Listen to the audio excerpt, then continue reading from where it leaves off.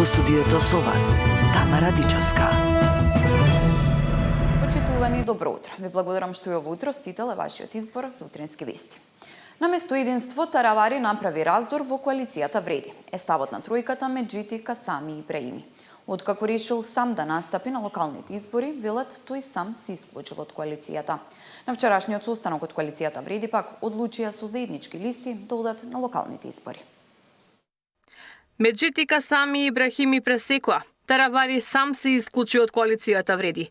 Откако лидерот на Алијанса одлучи сам да ја трча трката на локалните избори, од Вреди велат разобличени се неговите намери. Наместо единство направи раздор. Меджити обвини дека Таравари подолг период преговара со ДУИ и со олигарси. Имате изјава од господина Таравари дека има понуда од Влен 35%-40% во полза на Алијанса на албанците. Значи, и тоа не му беше доволно. Исцрпните преговори со месеци, значи, и покрај тоа што се абсолвира сите политички аргументи и беше фаворизирана уште еднаш, значи, Алијанса на албанците, значи, на него не му беше важна понудата, не му беше, значи, не му беа важни преговорите со Влен, бидејќи веќе има склучен договор со Демократската унија за интеграција и на некој начин тој е само исклучен. Едногласно одлучиле Вреди да има заеднички настап на локалните избори. Коалицијата Влен денес одлучи да настапи заеднички на изборите и со советнички листи и со кандидати за градоначалници. Додека во наредните денови ќе се формираат и заеднички изборни штабови на Влен за заеднички настап на престојните локални избори. Во наредните денови ќе ве информираме и за политичката реорганизација на структурата и за стратегијата на Влен за престојните избори. Поваквата одлука на тројката од Вреди. Високи партиски извори од Алијанса на Таравари за Сител вела дека оставаат простор за можен договор за заеднички кандидати за градоначалници во неколку општини, но немаат дилеми дека, како што кажа Таравари, на листите за советници да одат самостојно со своји кандидати. Партиското раководство синоќа во Тетово донесе конечна одлука дека за нив не се прифатливи понудите на коалиционите партнери, но не исклучуваат можност за разговори со некогашниот сопартиец Зијадин Села. Ивана Соколовиќ, Најдова, Сител телевизија. Владините партнери на Вреди пак уверуваат дека не е загрозена стабилноста на владата, но и дека ги следат превирањата во коалицијата. За ВМРО ДПМН случувањата во Вреди се внатрешно прашање на Вреди, додека според движењето Знаме нормално пред избори да има политички превирања, но тие не се закана за владеачката коалиција. За Максим Димитриевски е неприфатливо било кој од нив да соработува со ДУИ. Секој еден кој што соработува зад отворени или затворени врати со се уште за жал нереформираниот ДУИ, за нас е неприфатлив да биде составен дел на партнерството во кое што учествуваме и ние, но како и да е, времето ќе покаже, во предизборниот период се случуваат вакви политички превирања и верувам дека и очекувам дека истите ќе се надминат во рамките на таа коалиција. Владата била е и верувам дека ќе биде стабилна, со самиот факт дека во владата партиципира Знам и коалицијата на ВМРО ДПМН, самата бројка потврдува дека имаме стабилно мнозинство од 64 пратеници и дополнително и број на пратеници кои што во коалицијата Вреди, кои што ја поддржуваат владата. СДСМ бара оставка од Таравари за случајот со 57-годишниот пациент кој почина на државната кардиохирургија. Таравари повика на трпение, дури стручната комисија не утврди дали е направен лекарски пропуст. Министре Таравари, знаете ли што ви се случува или сте премногу зафатен со политички пазари и изборни математики? За доцнетите извештаи нема да вратат животи. За оваа хуманитарна катастрофа мора да има одговорност. СДСМ бара оставка од министерот за здравство Арбен Таравари и од директорот на Државната клиника за кардиохирургија Дејан Димитровски.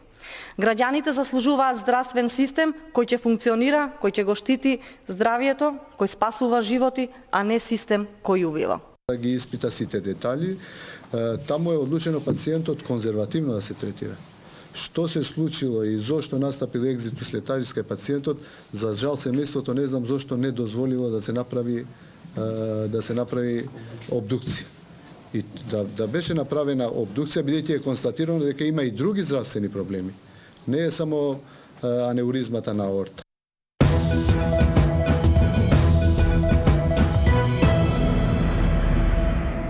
Истрагата за пожарот во дискотеката Пулс се прошири на 59 осумничени лица.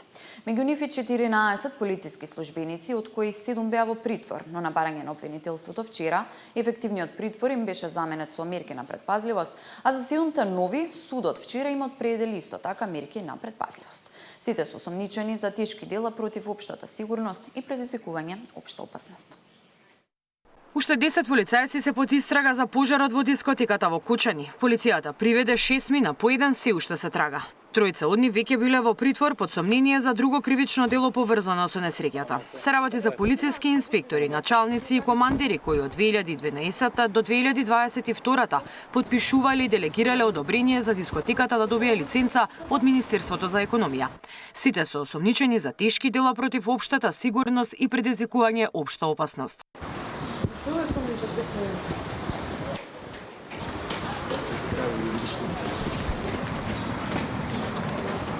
Обвинителството соопшти дека осумничените не извршиле целосна и детална проверка во врска со издавање на позитивна согласност за издавање лиценца за кабаре Пулс во делот на безбедноста во сообраќајот и јавниот ред и мир.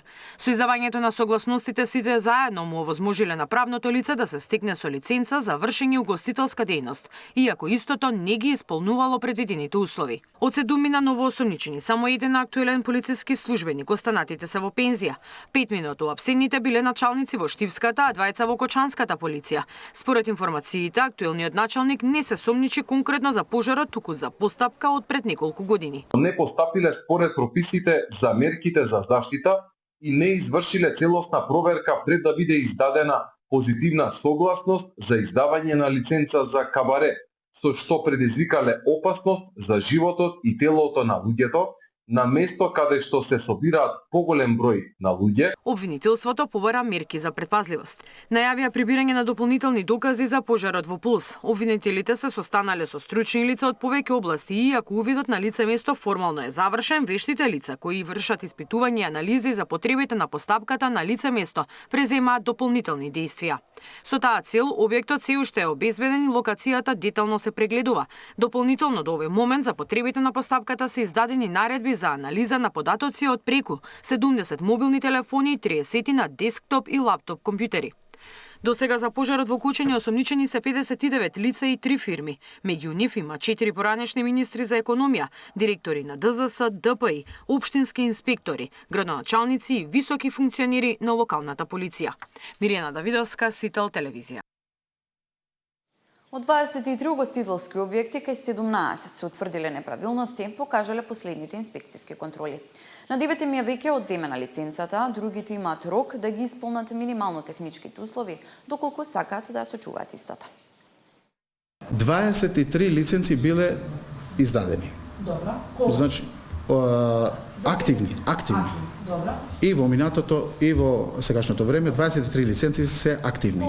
Од тие 9 лиценци не ги исполнуваат минимални техничките услови, кои што се утврдени од Државен пазарен инспекторијат и сме известени и ние сме постапиле, сме им ги земеле лиценцата.